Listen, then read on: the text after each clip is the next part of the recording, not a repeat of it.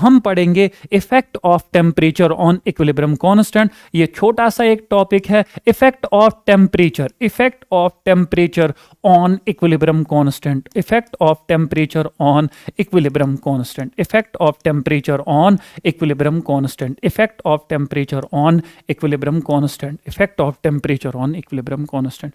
अब effect of temperature on equilibrium constant जो है, शाबाश, ये पढ़ने से पहले ऑन इक्विलिब्रियम लिखा क्या? On equilibrium constant, on equilibrium constant bracket में मैं लिखूंगा के इक्विलिब्रियम, चाहे वो के सी लिखेगा या के पी लिखेगा। What is the effect of temperature on equilibrium constant? तो याद रखना, मैं आपको लिखूंगा यहां पे डायरेक्टली एक इक्वेशन लिखूंगा मैं, the effect of temperature on equilibrium constant, on K equilibrium is given by मेरे पास एक इक्वेशन है, उस इक्वेशन को हम बोलते हैं want of equation, is given by an equation called as want of equation। और वो want of equation क्या है? वो है log of K2 by K1 is equal to delta H naught upon 2.303 R into 1 by T1 minus 1 by T2, बिल्कुल analogous to Arrhenius equation. Arrhenius equation मुझे देता है effect of temperature on the rate constant, ये देता है effect of temperature on equilibrium constant, या even Clausius Clapeyron equation that gives me the effect of temperature on vapour pressure. तो what is K1? K1 जो है, it is the equilibrium constant at temperature T1, at temperature T1। What is K2? K2 is the equilibrium constant at temperature T2, और T1 भी आपको kelvin में लेना होगा, T2 भी आपको केल्विन में लेना होगा। Delta H naught is enthalpy या standard enthalpy and R is gas constant. मैं वापस इसी इक्वेशन पे आ जाऊंगा, लेकिन ये इक्वेशन पढ़ने से पहले मैं आपको एक छोटा सा और एक टॉपिक पढ़ाऊंगा जहां से ये इक्वेशन डिराइव की गई है, that is relation between delta G naught and equilibrium constant, relation between delta G naught and equilibrium constant, relation between standard Gibbs free energy and equilibrium constant। ये थर्मोडायनेमिक्स का भी टॉपिक है। जब हम equilibrium constant पढ़ते हैं electrochemistry में भी, वहां पे भी हमने एक इक्वेशन पढ़ी थी, मैं डायरेक्टली लिखूंगा क्योंकि हम ये ऑलरेडी पढ़ चुके हैं। डेल्टा G naught, अगर नहीं भी पढ़ी है बस इक्वेशन याद रख लो, डेरिवेशन जरूरी नहीं है। डेल्टा G naught जो होता है वो होता है minus RT ln K equilibrium, या इन टर्म्स ऑफ लॉग मैं लिखूंगा डेल्टा G naught जो होता है वो होता है minus 2.303 RT log K equilibrium. मैंने बस ln को लॉग में कन्वर्ट करने के लिए मल्टीप्लाई किया 2.303 से। इस पे डायरेक्टली सवाल आता है। थर्मोडायनेमिक्स जो है उसका लास्ट में एंड में इंटेक्स सवाल में भी इस पे सवाल है, वो आप लोगों को मैंने बोला है आप खोलना भी थर्मोडायनेमिक्स की किताब। इंटेक्स सवाल जो लास्ट है, इंटेक्स एक्सरसाइज का नहीं, इंटेक्स एक्सरसाइज में भी एक सवाल है। इंटेक्स जो है उसका जब आप सवाल खोलोगे, लास्ट सवाल, that is delta G naught is equal to minus RT ln K equilibrium, या delta G naught is equal to minus 2.303। ये सीधे सवाल आता है। लास्ट ईयर 1-2 साल पहले भी आया था कि उसने K इक्विलिब्रियम वहीं से दिया था। R का वैल्यू बस ख्याल रखना, अगर डेल्टा G naught का वैल्यू उसने जूल्स में गिवन है दिया है तो हम R का वैल्यू यूज करेंगे 8.314 joules per mole per kelvin.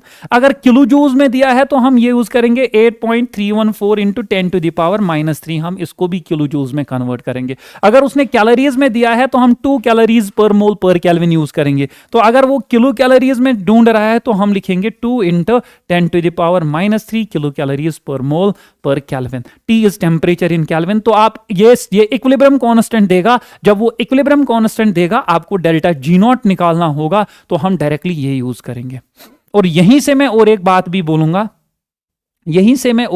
बोलूंगा, अब मुझे बोलो ln K इक्विलिब्रियम का वैल्यू आ जाएगा ना minus delta G naught upon RT। मैंने कुछ नहीं किया, इस RT को इस साइड लाया तो इसकी बेस E ये जाएगा इधर, ये चला जाएगा पावर में, तो K इक्विलिब्रियम का वैल्यू जो आएगा वो आएगा E to the power minus delta G naught upon RT। ये हम 1000 बार पढ़ चुके हैं। Log B with base A अगर C के बराबर होता है तो B जो होता है ये होता है A to the power C। तो मैंने वही किया, इसका B जो है बेस जो है, मतलब इसका शबाश बेस जो है A जो है, जो यहाँ पे A है वो है E जाएगा इधर, जैसे A गया इधर, C गया पावर पावर में, ई गया इधर minus delta G naught divided by R T, तो इक्विलिब्रियम कांस्टेंट का वैल्यू इसके बराबर होगा। और अगर आप यहां से निकालोगे तो आपको लॉग के इक्विलिब्रियम का वैल्यू जो निकलेगा वो निकलेगा minus delta G naught divided by 2.303 R T. यहां पे एक एक्स्ट्रा आ जाएगा 2.303 जो यहां पे नहीं आया, तो इसकी बेस है 10, ये जाएगा इधर, ये चला जाएगा पावर में, तो के इक्विलिब्रियम का वैल्यू जो आएगा वो आएगा 10 to the power minus delta G naught divided by 2.303 R T. 10 to the power delta minus delta G naught divided by, तो अगर आप ई टू द पावर में लिखोगे तो e to the power minus delta G naught divided by R T, अगर आप 10 to the power में लिखोगे तो 10 to the power minus delta G naught divided by 2 to the power शाबाश 2.303 आर टी। अगर आपको याद होगा इलेक्ट्रोकेमिस्ट्री में ये पढ़ चुके हैं, बस डेल्टा जी नॉट के बदले लिखते थे minus N F E naught, तो वहां से वो फॉर्मूला बनती थी 10 to the power N E naught divided by 0.059। अगर आपको याद होगा तो ये याद रखना, अगर वो डेल्टा जी नॉट देगा आपको इक्विलिब्रियम कांस्टेंट बोलेगा, हम ये इक्वेशन यूज करेंगे। अगर वो इक्विलिब्रियम कांस्टेंट देगा आपको डेल्टा जी नॉट मांगेगा आपसे, तो हम ये इक्वेशन यूज करेंगे। और यहां पे एक इंपॉर्टेंट बात देखो, 10 to the power positive term जो होती है, 10 to the power positive term जो होती है, ये याद रखना, इसका वैल्यू जो होता है, इसका वैल्यू ऑलवेज होता है greater than 1। 10 to the power positive term का वैल्यू होता है always, 10 to the power negative term का वैल्यू जो होता है वो होता है लेस देन 1, और 10 टू द पावर 0 जो होता है वो होता है इक्वल टू 1। जैसे 10 to the power 1 that is 10, 10 to the power 0.3 ये पॉजिटिव है, ये आएगा 2, 10 टू द पावर 0.48 ये पॉजिटिव है, ये आएगा 3, 10 टू द पावर -1 वो आएगा 1/10, 1/10 इज 0.1। तो इसका मतलब क्या है, 10 टू द पावर नेगेटिव जो है, क्या ये 1 निकला कि 1 से छोटा? ये निकलता है 1 से छोटा। अब मुझे एक बात बोलो, यहां पे वेरी इंपॉर्टेंट, वो आपको बोलेगा डेल्टा जी नॉट का वैल्यू जो है वो है नेगेटिव। तो अगर ये हम ऑलरेडी इलेक्ट्रोकेमिस्ट्री में पढ़ चुके हैं, तो अगर डेल्टा जी नॉट का वैल्यू पॉजिटिव है, मुझे एक बात बोलो, ये 10 टू द पावर ये के इक्विलिब्रियम अभी हमने पढ़ा किसके बराबर होता है, 10 to the power minus delta G naught divided by 2.303 R T. तो ये आएगा 10 to the power minus delta G naught negative है डिवाइडेड बाय, नीचे तो सारा कुछ पॉजिटिव है, 2.303 positive, R 8.314 positive, T temperature in kelvin positive, तो नेगेटिव नेगेटिव बनेगा positive. 10 to the power positive का वैल्यू जो होगा वो होता है ग्रेटर देन 1।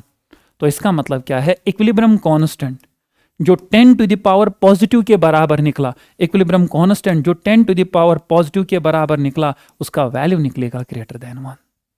और अगर डेल्टा जी नॉट का वैल्यू पॉजिटिव है, डेल्टा जी नॉट का वैल्यू पॉजिटिव है, तो डेल्टा जी नॉट का वैल्यू अगर पॉजिटिव है तो यहां पे पॉजिटिव आएगा, तो ये नेगेटिव आ जाएगा, negative positive is negative divided by positive, it is again negative, 10 to the power negative is less than 1। वही मैंने बोला कि इक्विलिब्रियम कांस्टेंट जो है वो आएगा लेस देन 1। और केस 3 है कि अगर डेल्टा जी नॉट का वैल्यू 0 है, इक्विलिब्रियम कांस्टेंट का वैल्यू जो आएगा वो आएगा इक्वल टू 1।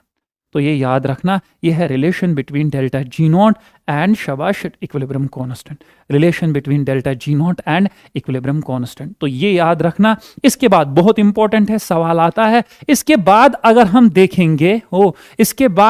देखेंगे मेरा डेल्टा जी नॉट जो आ गया वो आ गया minus R T L N K equilibrium.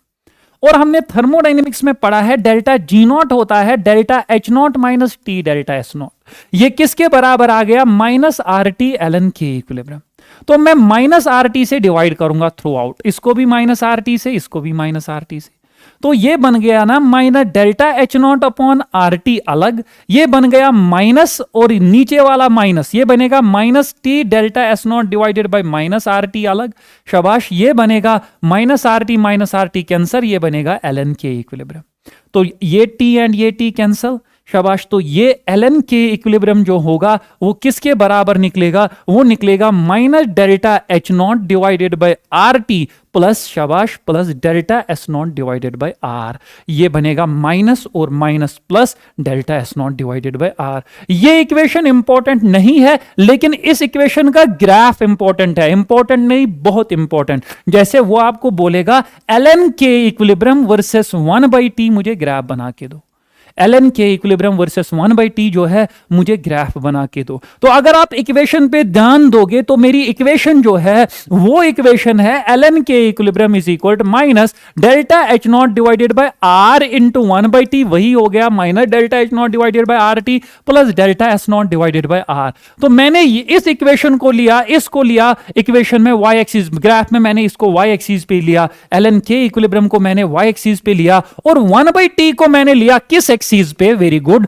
1/t को मैंने लिया x एक्सिस पे। और x का जो कोफिशिएंट होता है उसको हम m मानते हैं और जो कांस्टेंट टर्म होती है वो हम बोलते हैं c। तो कंपेयर किया जाए तो मेरा m का वैल्यू जो आएगा वो आएगा minus delta H naught divided by R और मेरा जो c का वैल्यू आएगा वो आएगा delta S naught divided by R. तो अगर मैं किसी आम इंसान आप लोगों को पूछूंगा कि मुझे बोलो ग्राफ कैसे आएगा, आप बोलोगे सर स्लोप आएगी नेगेटिव, सर इंटरसेप्ट आ जाएगा पॉजिटिव, सर ग्राफ यहां से स्टार्ट होगा और सर ग्राफ नीचे की ओर आ जाएगा। हां वो सही है लेकिन कुछ हद तक सही है, 100% सही नहीं है। सर क्यों 100% सही नहीं है? आज तक तो हम यही पढ़ के आ रहे हैं, लेकिन खास ख्याल रखना कि रिएक्शन जो है, रिएक्शन एंडोथर्मिक भी हो सकती है, रिएक्शन एक्सोथर्मिक भी हो सकती है। अगर एंडोथर्मिक होगी तो डेल्टा एच का वैल्यू होगा पॉजिटिव, अगर एक्सो या डेल्टा एच नॉट भी बोलो, अगर एक्सोथर्मिक होगी तो डेल्टा एच नॉट का वैल्यू होगा नेगेटिव।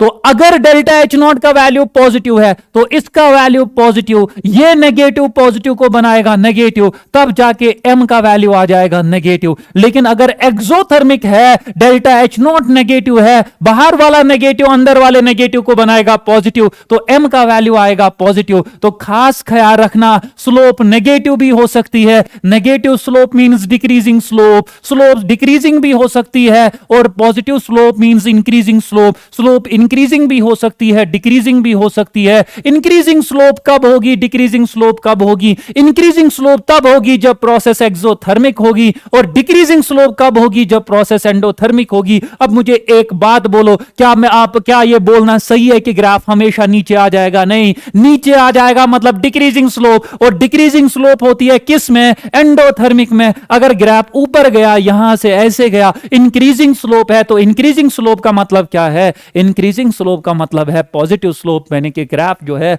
वो एक्सोथर्मिक का ग्राफ है। तो खास ख्याल रखना कि उसने एंडोथर्मिक लिखा है कि उसने एक्सोथर्मिक लिखा है, मेरे लिए इतना ही इंपॉर्टेंट है। लेकिन अगर हम सी को भी ध्यान से देखेंगे, ये सी का वैल्यू है delta S naught upon R, तो इंटरसेप्ट क्या पॉजिटिव है? नहीं, ये भी डिपेंड करता है upon delta S naught. Delta S naught positive है तो intercept positive, delta S naught negative है तो intercept negative, delta S naught zero है तो इंटरसेप्ट जीरो। यानी कि जरूरी नहीं है कि ग्राफ जो है ये ऊपर से स्टार्ट होगा, ग्राफ ओरिजिन से भी स्टार्ट हो सकता है, ग्राफ नीचे से भी स्टार्ट हो सकता है। आई होप आप लोगों को यह बात समझ में आ गई। ग्राफ ऊपर से भी स्टार्ट हो सकता है, ग्राफ नीचे से भी स्टार्ट हो सकता है। हाँ या ना? क्लियर शाह? आई होप आप लोगों को समझ में आया होगा। तो ख्याल रखना, उसने चाहे कहीं से भी ग्राफ बनाया हो, यहां से बनाया हो ऊपर, या और यहां से बनाया, दोनों पॉसिबल नहीं है, दोनों में से एक, या यहां से बनाया हो या यहां से, या यहां से बनाया हो या यहां से, तो याद रखना इंक्रीजिंग स्लोप मतलब एक्सोथर्मिक, डिक्रीजिंग स्लोप मतलब एंडोथर्मिक,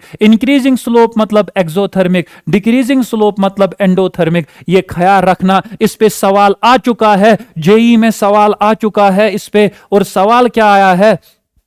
सवाल आया है उसने ln k वर्सेस 1/t जो है 1/t ग्राफ, 2-3 ग्राफ बनाए थे, ऐसे ग्राफ बनाए थे, A B C and D, नीचे लिखा था option A and B are endothermic, C and D are exothermic, A and B are exo, C and D are endo, ऐसे ही बहुत सारे ऑप्शन दिए थे। तो इंक्रीजिंग स्लोप मतलब एक्सो, ये एक्सो, डिक्रीजिंग स्लोप मतलब एंडो, ये एंडो। आई होप आप लोगों को समझ में आया होगा। और जरूरी नहीं है कि उसने ln k लिखा होगा, अगर उसने या 1/t को वो कभी शॉर्ट में कैल्विन इनवर्स भी लिखेगा, 1 कैल्विन इज कैल्विन इनवर्स, वो ln k के बदले log लिखेगा। तो अगर वो log लिखेगा, यहां पे माइनस RT के बदले आएगा माइनस 2.303 RT, तो यहां पे लास्ट में इक्वेशन बनेगी log k is equal minus delta H naught divided by 2.303 RT plus delta H naught divided by 2.303 RT। I hope आप लोगों को मेरा समझ में आया होगा। आई होप आप आप लोगों को पहचानना आएगा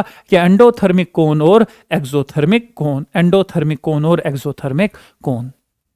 इसके बाद अब मुझे एक बात बोलो, शाबाश, यहीं से इक्वेशन डेराइव होती है। अब मैं वो सब नहीं निकालूंगा, यहीं से इक्वेशन डेराइव होगी। कौन सी इक्वेशन? देखो, ln k के बदले लिखेंगे k1, यहां पे लिखेंगे rt1, फिर लिखेंगे k2, यहां पे लिखेंगे rt2। एक को मानेंगे 1, दूसरे को मानेंगे 2, 2 - 1 करेंगे तो मुझे इक्वेशन बनती है, यानी कि यहीं से ये इक्वेशन डेराइव होती है। कौन सी इक्वेशन? ये वांट हाफ इक्वेशन।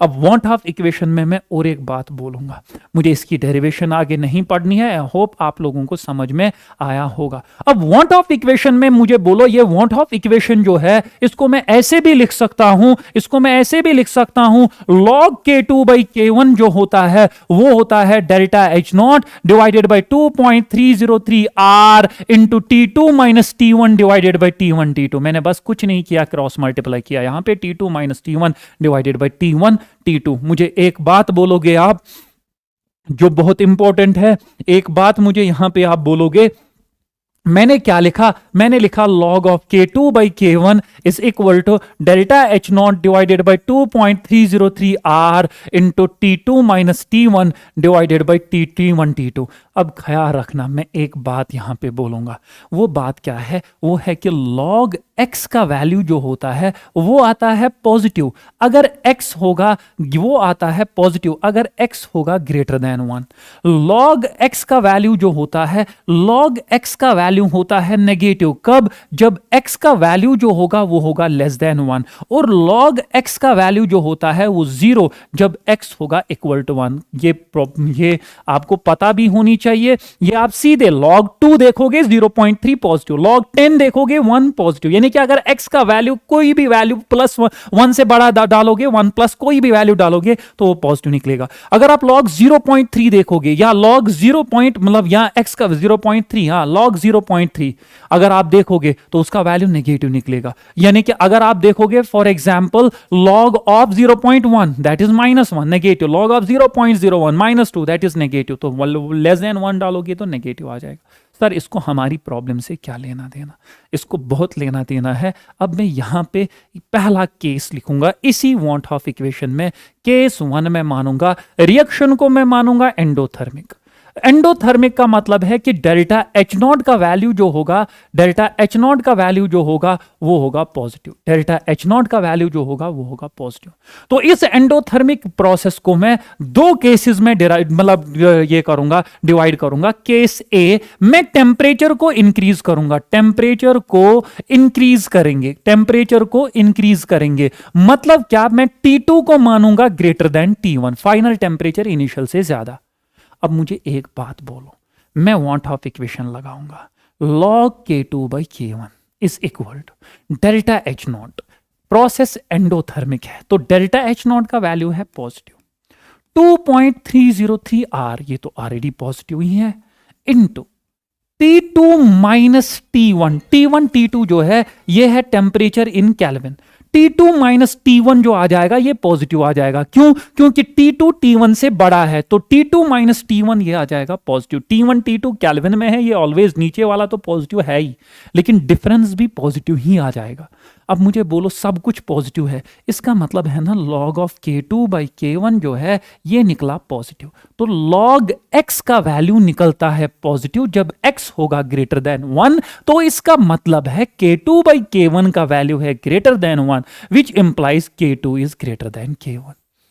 तो आपने टेम्परेचर T2 को T1 से ज्यादा रखा, आपने टेम्परेचर बढ़ाया, K2 निकला K1 से ज्यादा, यानी कि फाइनल इक्विलिब्रियम कांस्टेंट इनिशियल से ज्यादा निकला। टेम्परेचर बढ़ाने से इक्विलिब्रियम कांस्टेंट भी बढ़ गया। इसको हम डायरेक्ट रिलेशन बोलेंगे कि इनवर्स रिलेशन, डायरेक्ट रिलेशन, यानी कि दे आर डायरेक्टली रिलेटेड। अब हम देखेंगे दूसरे केस में भी, अब हम कम भी करेंगे। केस 2 में हम एंडोथर्मिक प्रोसेस ही है, अभी एंडोथर्मिक प्रोसेस ही है, हम टेम्परेचर को डिक्रीज करेंगे। तो अगर हम टेम्परेचर को डिक्रीज करेंगे तो इसका मतलब है T2 का वैल्यू T1 से कम रखेंगे, फाइनल टेम्परेचर इनिशियल से कम रखेंगे। अब वांट ऑफ इक्वेशन यूज कर लो, तो log ऑफ K2/K1 जो आ जाएगा वो आएगा delta H not. Delta H not जो मेरा है, डेल्टा H नॉट का वैल्यू जो मेरा है वो है पॉजिटिव, क्योंकि मैंने रिएक्शन को एंडोथर्मिक माना है। ये नेगे पॉजिटिव, T2 माइनस T1 बड़ा टेम्परेचर माइनस छोटा टेम्परेचर, तो ले था पहले तो पॉजिटिव, लेकिन अब जो है ये T2 माइनस T1, अब ये छोटा माइनस बड़ा होगा क्योंकि इस टाइम T2 जो है वो छोटा है, तो ये आ जाएगा negative. Positive by positive positive, negative negative, तो log ऑफ K2/K1 का वैल्यू जो आ जाएगा वो आ जाएगा नेगेटिव। और बेटा log x नेगेटिव होता है जब x होगा लेस देन 1, तो K2/K1 is less than 1, which implies K2 जो होगा वो होगा लेस देन K1। यानी कि आपने टेम्परेचर को कम किया, T2 को रखा T1 से कम, आपका K2 निकला K1 से कम, तो इसका मतलब है टेम्परेचर बढ़ाया पहले केस में, इक्विलिब्रियम कांस्टेंट बढ़ा, दूसरे केस में टेम्परेचर कम किया, इक्विलिब्रियम कांस्टेंट कम हुआ। तो क्या मैं ये नहीं लिख सकता हूं, देयरफॉर वेरी इंपॉर्टेंट नोट जिसके लिए मैंने अभी तक इतना बकवास किया, वो नोट क्या है, therefore for an endothermic process, therefore for an endothermic process, शाबाश, इक्विलिब्रियम कांस्टेंट और टेम्परेचर में डायरेक्ट रिलेशन है। आप टेम्परेचर को बढ़ाओगे आपका इक्विलिब्रियम कांस्टेंट बढ़ेगा, आप टेम्परेचर को कम करोगे आपका इक्विलिब्रियम कांस्टेंट जो होगा वो कम होगा। तो इसके बाद हम बात करेंगे लास्ट एक चीज की, वो है एक्सोथर्मिक प्रोसेस की। तो अब हम बात करेंगे एक्सोथर्मिक प्रोसेस की। तो जब हम एक्सोथर्मिक प्रोसेस की बात करेंगे, एक्सोथर्मिक प्रोसेस में डेल्टा H नॉट जो है वो नेगेटिव है। यहां पे भी मैं बोर्ड को दो हिस्सों में डिवाइड करूंगा। पहले केस में हम टेम्परेचर को इंक्रीज करेंगे और दूसरे केस में हम टेम्परेचर को क्या करेंगे, टेम्परेचर को डिक्रीज करेंगे, यानी कि T2 का वैल्यू T1 से कम रखेंगे, यानी कि T2 का वैल्यू T1 से ज्यादा रखेंगे। वांट ऑफ इक्वेशन लगाओ, log of K2/K1 is equal to delta H naught, इस टाइम नेगेटिव। यहां पे डेल्टा H नॉट का वैल्यू था पॉजिटिव, डेल्टा H नॉट था पॉजिटिव क्योंकि प्रोसेस एंडोथर्मिक थी। अब डेल्टा H नॉट का वैल्यू होगा नेगेटिव क्योंकि प्रोसेस जो है वो एक्सोथर्मिक है। डिवाइडेड बाय 2.303 R तो पॉजिटिव ही रहेगा, इनटू 1 अपॉन, मैं फिर एक बार यहां पे लिखूंगा, बार बार दूसरी स्लाइड पे जाना जरूरी नहीं है। Delta H not divided by 2.303 R into T2 minus T1 divided by T1 T2। शाबाश, T2 माइनस T1 वो आ जाएगा पॉजिटिव क्योंकि मैंने टेम्परेचर बढ़ाया है, बड़ा माइनस छोटा आ जाएगा पॉजिटिव, डिवाइडेड बाय ये तो नीचे पॉजिटिव ही होता है, तो सारा पॉजिटिव, एक मछली सारे तालाब को खराब कर देगी, यानी कि ये आ जाएगा नेगेटिव। और log x का वैल्यू होता है नेगेटिव जब x होगा लेस देन 1, यानी कि K2 निकलेगा लेस देन K1। मुझे शाबाश, बहुत जल्दी बोलो आप, जल्दी मुझे आप बोलोगे, आपने टेम्परेचर को बढ़ाया, T2 को रखा T1 से ज्यादा, लेकिन इक्विलिब्रियम कांस्टेंट K2 निकला K1 से कम, यानी कि आपने टेम्परेचर को बढ़ाया था, आपका इक्विलिब्रियम कांस्टेंट जो निकला वो कम निकला। इसको डायरेक्ट रिलेशन बोलेंगे कि इनवर्स रिलेशन? इसको हम बोलेंगे इनवर्स रिलेशन। मैं यहां से भी देख सकता हूं, मेरा log ऑफ K2/K1 जो आ जाएगा वो आ जाएगा delta H not negative divided by positive, T2 minus T1 इस टाइम आ जाएगा नेगेटिव, डिवाइडेड बाय तो पॉजिटिव है लेकिन T2 माइनस T1 आ जाएगा नेगेटिव क्योंकि T2 छोटा है, T1 बड़ा है, छोटा माइनस बड़ा आ जाएगा नेगेटिव, नेगेटिव बनेगा पॉजिटिव, यानी कि log ऑफ K2/K1 बनेगा पॉजिटिव। तो जब ये पॉजिटिव बनेगा, K2/K1 का वैल्यू निकलेगा ग्रेटर देन 1, K2 निकलेगा ग्रेटर देन K1। कहने का मतलब है आपने टेम्परेचर कम किया, आपका इक्विलिब्रियम कांस्टेंट बढ़ा। तो मुझे जल्दी आप बोलोगे, हम नोट क्या लिखेंगे? हम नोट लिखेंगे therefore for an exothermic process, therefore for an exothermic process, शाबाश, equilibrium constant is inversely proportional to temperature। ये सिंपल इस चीज के लिए है कि आप टेम्परेचर बढ़ाओगे इक्विलिब्रियम कांस्टेंट कम होगा। तो क्या टेम्परेचर बढ़ाने से इक्विलिब्रियम कांस्टेंट चेंज होता है? हाँ। क्या टेम्परेचर बढ़ाने से इक्विलिब्रियम कांस्टेंट बढ़ता है कि कम होता है? शाबाश, वेरी गुड। आप मुझे बोलोगे कि हाँ बढ़ भी सकता है, कम भी हो सकता है। वो आपको पहले चेक करना है कि प्रोसेस एंडोथर्मिक है कि एक्सोथर्मिक। एंडोथर्मिक है, टेम्परेचर बढ़ाने से इक्विलिब्रियम कांस्टेंट बढ़ेगा। एक्सोथर्मिक है, टेम्परेचर बढ़ाने से इक्विलिब्रियम कांस्टेंट कम होगा। ये है वॉट ऑफ इक्वेशन की सिग्निफिकेंस। आपको मैं एक छोटा सा सवाल दूंगा, वो सवाल जो आपको पूछा जा सकता है वो आपको मैं अब टेबल के फॉर्म में सवाल दूंगा। मैं सवाल लिखूंगा, यहां पे मैं लिखूंगा रिएक्शन, यहां पे मैं लिखूंगा टेम्परेचर, यहां पे मैं लिखूंगा इक्विलिब्रियम कांस्टेंट। पहले मैं रिएक्शन लिखूंगा A gives B, दूसरी रिएक्शन में लिखूंगा C gives D। तो A gives B में मैंने टेम्परेचर माना 300 केल्विन और 400 केल्विन। 300 केल्विन पे इक्विलिब्रियम कांस्टेंट है 2 × 10⁻³ 400 पे 3 × 10⁻⁴। ऐसे ही मैंने यहां पे माना फॉर एग्जांपल 300 केल्विन 400 केल्विन। तो 300 पे शाबाश, उसने ऐसे बनाया है टेबल, उसने ऐसे बनाया है टेबल, ऐसे बनाया है टेबल। ये टेबल बना के हैं, वहीं से बना के हैं। तो आपको क्या करना है, यहां पे उसने लिखा है 1 × 10⁻⁵, यहां पे लिखा है 2 × 10⁻⁴, 2 × 10⁻⁴।